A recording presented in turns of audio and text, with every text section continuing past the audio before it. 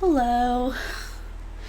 It's been quite a while since I did one of these. I had to totally figure out how to do it with my new desk and everything, which, if you've been watching my YouTube, I set up this new desk a really long time ago. I had to stop doing like weekly planner setups. One, because they took a really long time, and two, because there was just enough stuff in my planners that was like confidential or not mine to share, or not something I wanted, like everyone in the world to just be able to Google me and see. Part of that, I'm going to be super frank, has been due to the uptick in anti-trans violence in the world. I didn't need everyone seeing like my schedule as a non-binary person. So that was a part of why I stopped recording. No one has ever made any direct threat to me, and I want to be clear on that. But it was happening in my community, and I decided to preemptively stop being so open on the internet about my life, which kind of sucks. I've always been like a big sharer, and I really like making stuff, but I'm back for a couple of reasons. One, I just went to the Portland Pen Show and I got some stuff there. Two, so I'm just realizing that this phone is sitting just a little bit crooked, so I'm just gonna do it. There we go. It's a little bit less crooked. Oh no, now my markers are off. Here, put that there, and then I'll move this over, and then I'll put this guy here. Okay. A little behind the scenes. I've never been very slick on this channel.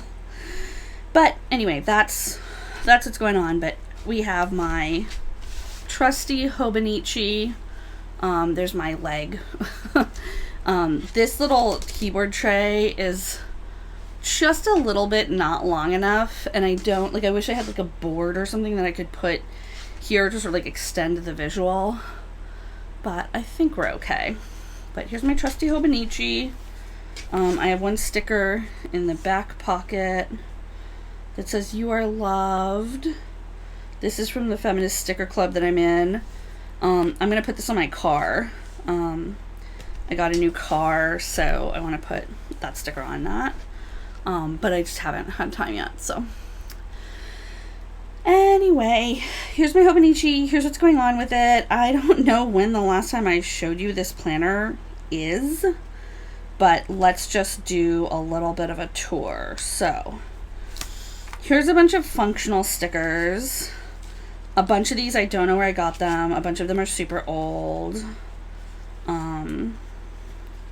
It says, some of them says the name, like Studio 1005. Some of them, Ivory Paper Co. Some of them doesn't say the name at all. But these are just functional stickers, sleep in and meeting and stuff. And then there's a little bit of decor stickers in here as well.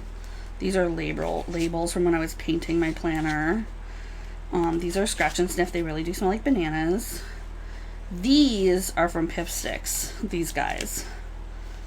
A bunch of these are from the Pip Sticks monthly surprise sticker club. This is a collab they did with Once More with Love. But yeah, a bunch of these are Pip Sticks. In fact, all of these are. And so are these. I was going to show you the Pip Sticks. Let me arrange these better. The Pip Sticks monthly haul. I get the cheap one that's not there's a cheaper one and a more expensive one. I get the cheaper one. This is little bees And they have some like metallic gold. This is one of my favorite ones. These are all different suns and they've got gold on them. This is cute, caterpillars and butterflies. Did I cut that in half? Some of these are cut in half because I sent like some of them already to like someone. These are great. These like moon witchy like boho like hands. I love these. And then we've got some gems and precious stones, and they have like little accents, little metal accents. And then these are really cool. I like wish I knew more about the tarot. I can never retain anything. And then here's, I don't even know if these are real constellations, but they're like very shiny, as you can see. And it's like animals, but then they have stars in them. It's really cool. And then there's a postcard with some gems, and it's got foil or something that makes it sparkle. But that's the Pipsticks monthly club thing that I'm in. And I'm gonna put all of these, if I can fit them, I'm gonna put them all back in my pocket. Oh, some of these are upside down.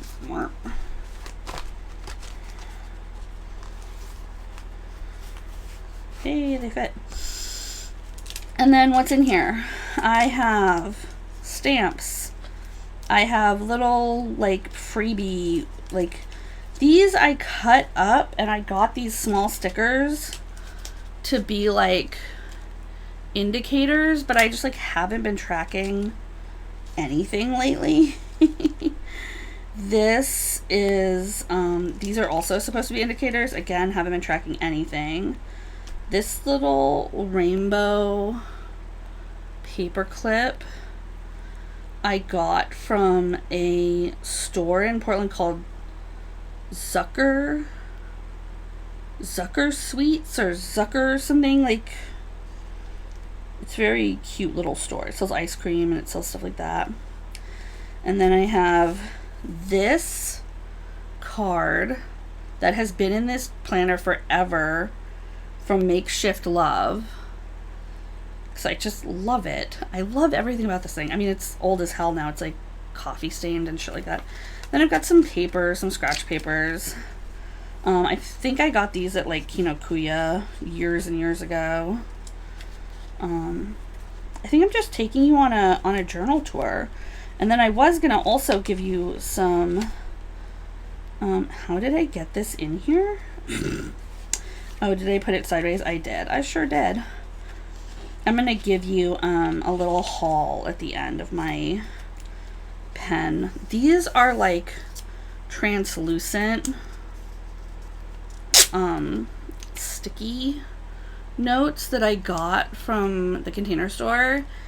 I hate them. You cannot write, no pen, not even a Sharpie, writes on this surface. It's like, what is this for? It's the most useless things ever. I'm sorry, I get mad because they were like so cool and then they're just like the worst. Here's some more like tracking stuff that's in there. This, I'm pretty sure I got that from the Risograph place in Portland. What's it called? Oh, these checks. Good thing that's the back of them. Some old checks in there. And then I've got these stickers. This one says, I won't stay quiet so you can stay comfortable. That's also from Feminist Sticker Club. This is also from Feminist Sticker Club.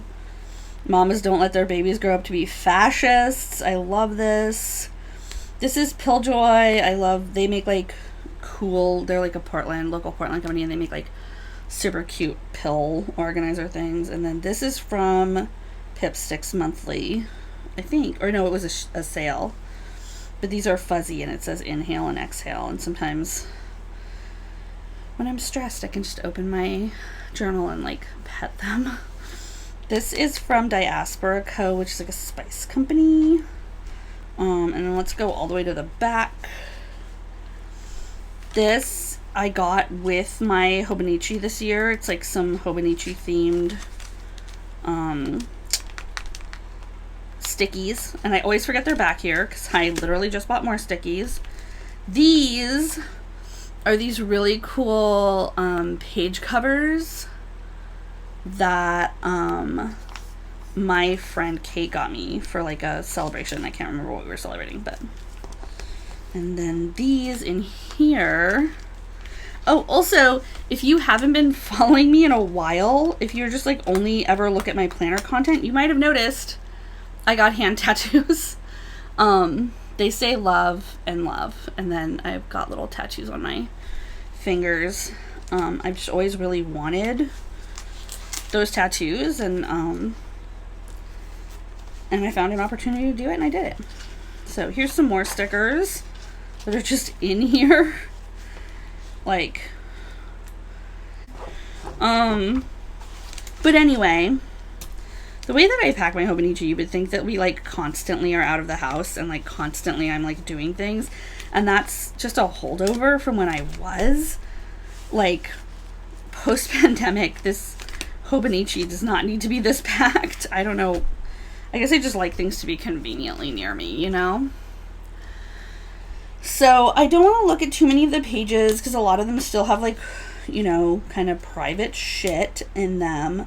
But I will sort of tell on myself, which is that I have not been filling out my planner. We are in this week. We are right here. It's Saturday, July 8th. I thoughtfully covered up the date cover, so this is usually here, but I covered this up in preparation to use this page. But, I haven't been planning in this planner for a while now. So I prepped all these pages to have planner stuff in them, and then it didn't. And I'm not going to show this page because it does have planner stuff in it. And I don't actually even know what it says on it. Hold on. Turn off that fan because it was blowing my pages everywhere. But yeah, like I did do stuff in these ones, and there's like stickers and notes and everything, but at a certain point, things just got so... Hectic isn't the right word, because if you watch my other videos, you know that I'm right now and for the past several weeks, in fact, I think I started around about here. For the past several weeks, I've only working 4 hours a day, but that doesn't mean I'm not doing other things. Like, there's a bunch of stuff in my life that takes up a ton of time and concentration, and,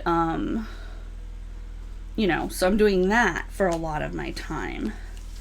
I also found that it was just so much easier to take a screen capture of my calendar on my digital planner, dump it into GoodNotes, and then mark that up in GoodNotes. The problem with GoodNotes is that I don't have a lot of retention if I just look at something on a screen. If I don't write it down, I don't really retain what's going on. And that's honestly been like a question I've been asking myself as a manager and as a boss, which is like when the company was just me, knowing everything that was going on and being able to retain everything and being able to like have that full picture was really important because I was the only person there making sure things happened. Now, what we do exceeds my mental capacity to keep it all in my head at one time. We're doing basically more than my mind can track. And then the other thing is that my schedule changes so fast week to week that the idea that I can know on Monday or on Friday of the week before what the week is going to look like it's a little ludicrous. So that's why the screen cap helps, because I can just write in what the changes are, which is what I would do with this. But I was, using my erasable pens. I was constantly, it got to the point where it's just like constantly erasing shit. And it's like, so now I'm spending more time making sure that my planner matches my day than I can actually spare in my day, especially if I'm not going to work more than 4 hours every day. So, and I went back and forth on whether or not setting up my planner was work. It started to feel like work is one of the things, is it just really started to feel like a chore that I did, and like it wasn't the helpful tool and helpmate that I had come to expect this planner to be. So that's why I stopped working in my planner. I really want to come back to it. I don't know what that's going to look like. At first I was thinking I would be journaling and I would be documenting, I was thinking that, I would be using these pages for like art or something else, but I haven't, right? This is June. This is empty. I do a lot on my iPad now, and I don't know if I'm ever going to talk about digital planning on this channel. It feels, the way that I interact with the iPad is purely work. It's purely labor. There's no artistry. It doesn't feel like I have stickers and stuff, and I do draw in it, and like I also use the iPad for drawing in other like capacities.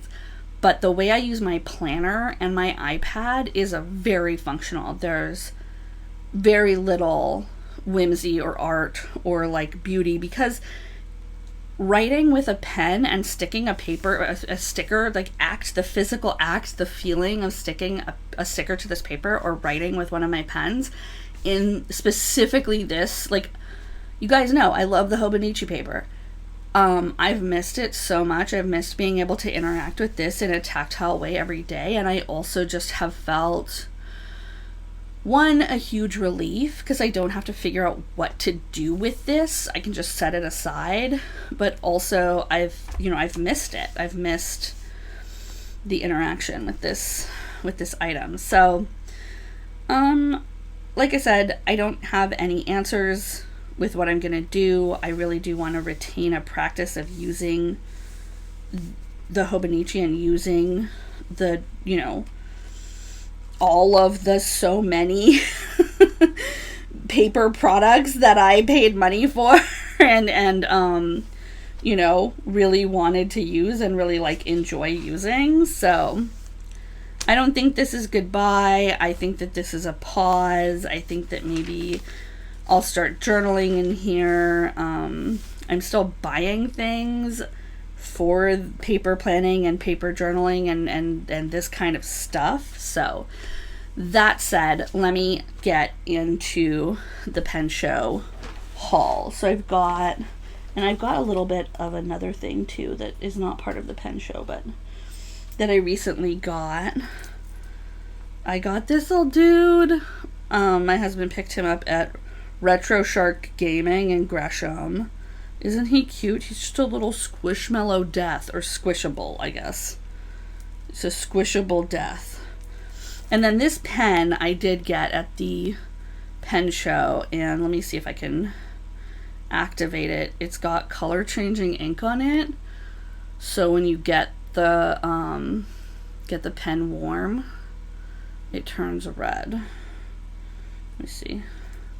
Yeah, see, now it's red. I just had it pinned to my dress earlier, and I was so hot and sweaty in the pen show that it was like literally red the whole time. But that's very cute. And then I got this off of Amazon. There's actually a vendor at the pen show that I asked them if they had any like better quality ones. Like, this one's okay, but like the vinyl's already coming up. Like, I've had this a week. So it's not like great quality. The zipper's kind of a little bit jank. It was only like $5, but then you pull the little tabs like this, and then he stands up and has pens in him like this. It's actually pretty sturdy for as cheap as it was literally $5.99. But I got this at Kinokuniya the other day, this brush pen. Very nice. I've been doing a ton of brush lettering with it. And let's talk about the four. There's a pencil. Oh, that's a new Parker. I guess I can use this as a comparison. That my husband got me from Office Max, because I've been writing a lot of checks lately, and any fountain pen enthusiast knows it's pretty hard to write checks with a fountain pen. So those are my pens that I got from so this is the new Parker that my husband got me, Parker ballpoint, that my husband got me from, let me get a notebook over here. Actually, you know what I can do, since I haven't been using any of these pages, is I can just flip to, I guess I was using them up until May. I can flip to an unused page here. So this is Parker ballpoint.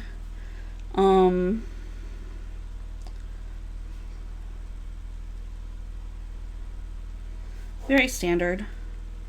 This is a slightly smaller version than their regular one, because I have very small hands. So this is made for people with small hands. And I really like it. Writes checks like a dream. But yeah, he got me that because he was like, you're writing so many checks lately, and like you use these like shitty real estate pens and like other shit like that. So this is probably my favorite sort of like surprise find from the Portland Pen Show. I'm going to put these guys aside for right now. This is a Schaefer, and I don't know if y'all can see that, but it has W.A. Schaefer Pen Company, Fort Madison, Iowa, USA, made in USA on it. And it has these like cute little squiggly designs on the pen cap, and it says made in the USA, or in USA, Schaefer's. There's an apostrophe. And then it's got this interesting dot up here, which makes it easier to find in the pen thing when it's standing up, which is nice. Oh, it screws open. And then I really like this nib. Here, actually, I think the best way to see the nib is if I bring the paper up to make a super white background, and you can see the little snub nose. Can you see it? It's got that little snub nose.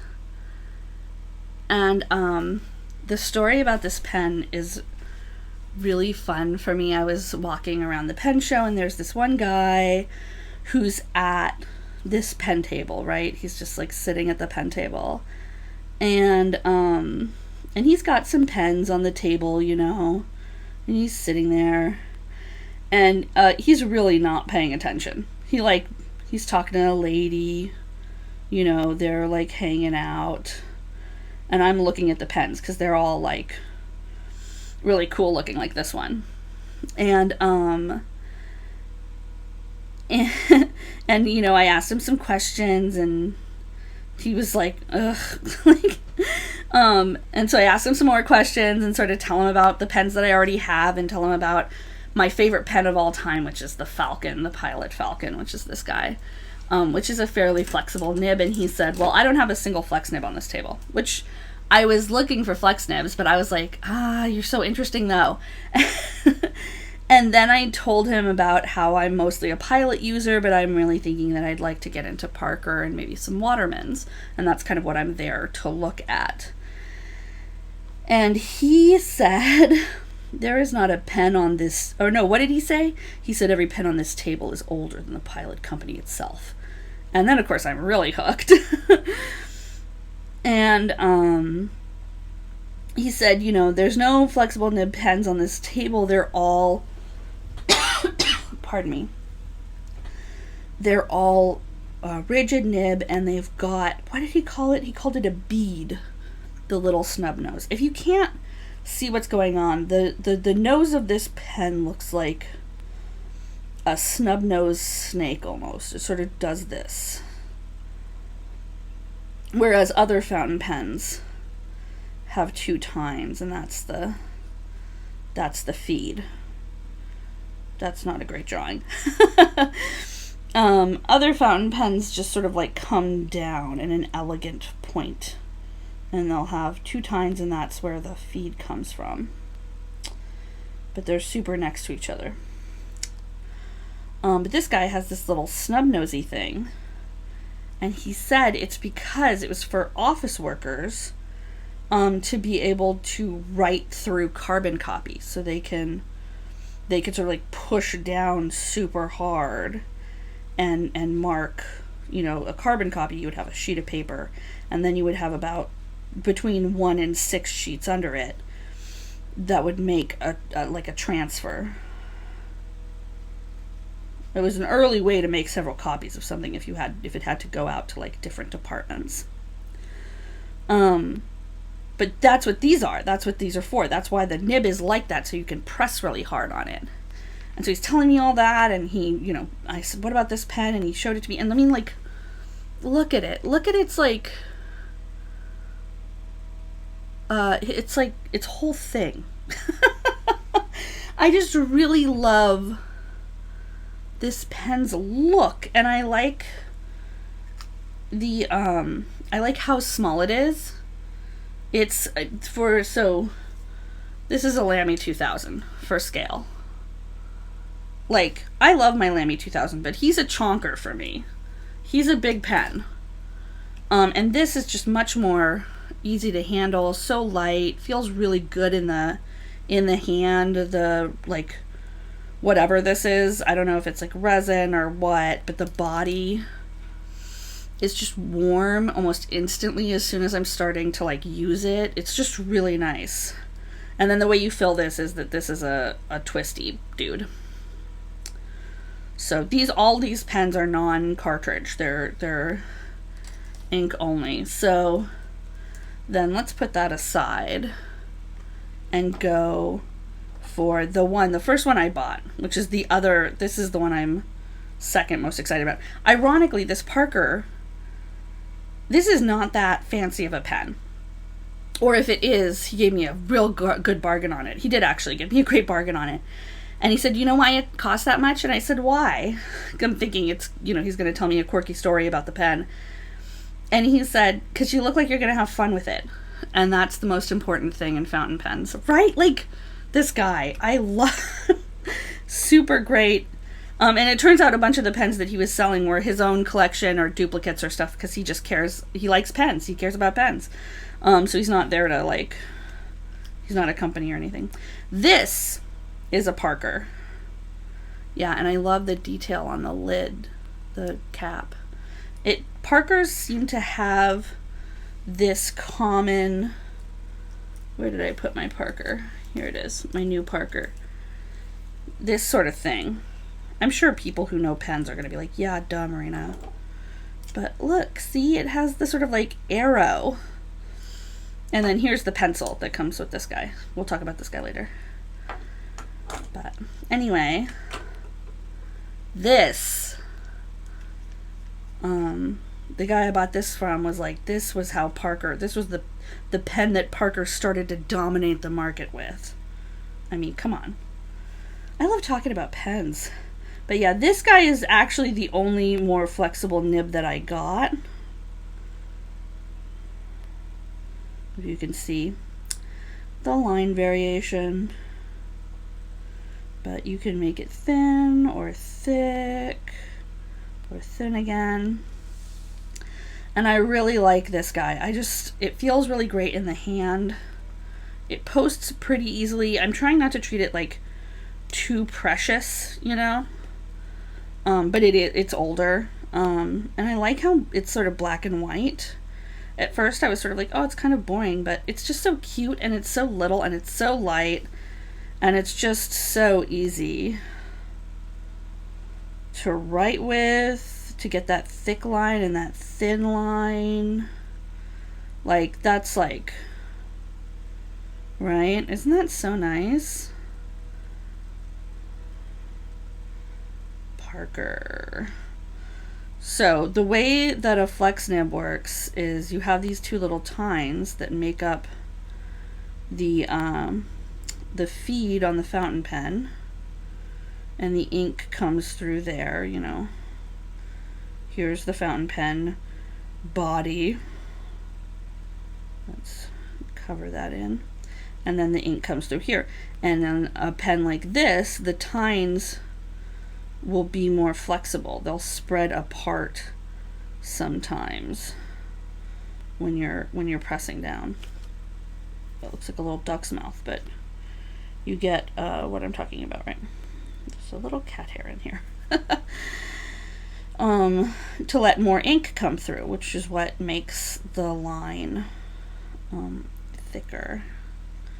But I also really like this ink. This is an ink I got too that I don't know if it's gonna show up on the camera, but it shines like gray, blue, green when it dries. So that's really cool. Loved this pen. And then, oh, and this guy, the guy who I bought this pen from, is also the guy who threw in that color changing ink. This guy. And then this is really cool. This is another Parker pen. And this, you fill it, there's like a bag in here, and you fill it by squeezing. So, but look at that. I really like the way that this nib looks. He called it an airplane nib. And it's funny, these guys were specifically made with a some kind of chamber in here, so that this was before pressurized airplane cabins, so that the pen wouldn't burst or leak on an airplane. I think I've got a little bit of ink on it from before. Oh no, I haven't inked this one. And then it comes with a matching pencil, which it's just, you shove the lead in the end, and then you can also, but yeah, I don't really use pencils that much, but it's a fine pencil. It takes 0.9 lead, he said.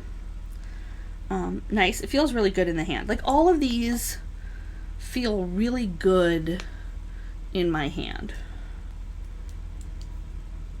I would say this is my favorite for how it feels in my hand.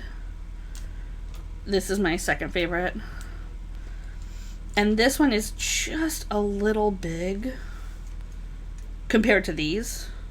But compared to my favorite, Pilot Falcon, it's not even that big. So, I really like these guys. I'm very excited. And I felt like, you know, I didn't go overboard. I didn't go crazy. I had some brands that I was wanting to try out. I didn't get a Waterman. I got that Schaefer instead, but I'm very pleased with it. So I think my foray into Parker is happening. And then, let's see. Oh, these are some things I got at Kinokuniya too. These are some cute little, these were $6.50. Cute little Post-its. It's a sushi. There's rainbows. But yeah, I like these. And then let me get that ink that I got at the pen show.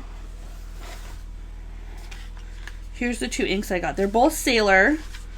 The lady at the booth, I told her basically I don't really have a purple ink. And then I told her, oh, see? Okay, so this is dry now. Can you see the shimmer on this green one? Let me see if I can move it closer to the camera and move around without bumping my microphone cord. I'm not sure if you guys can see it, but it's really cool. So the two inks I got are this one and this one. Sailor Manyo Akebi and Manyo Hinoki. This one's dual shading. That's what it means when it has that like shimmer.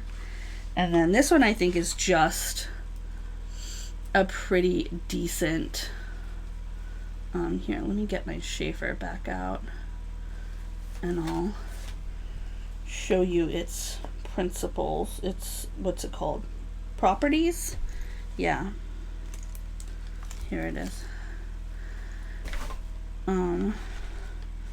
Of the Akebi. This is the Akebi.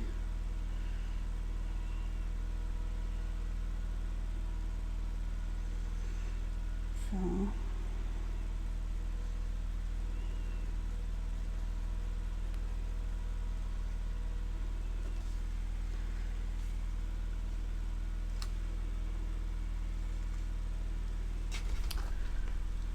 that's what it looks like.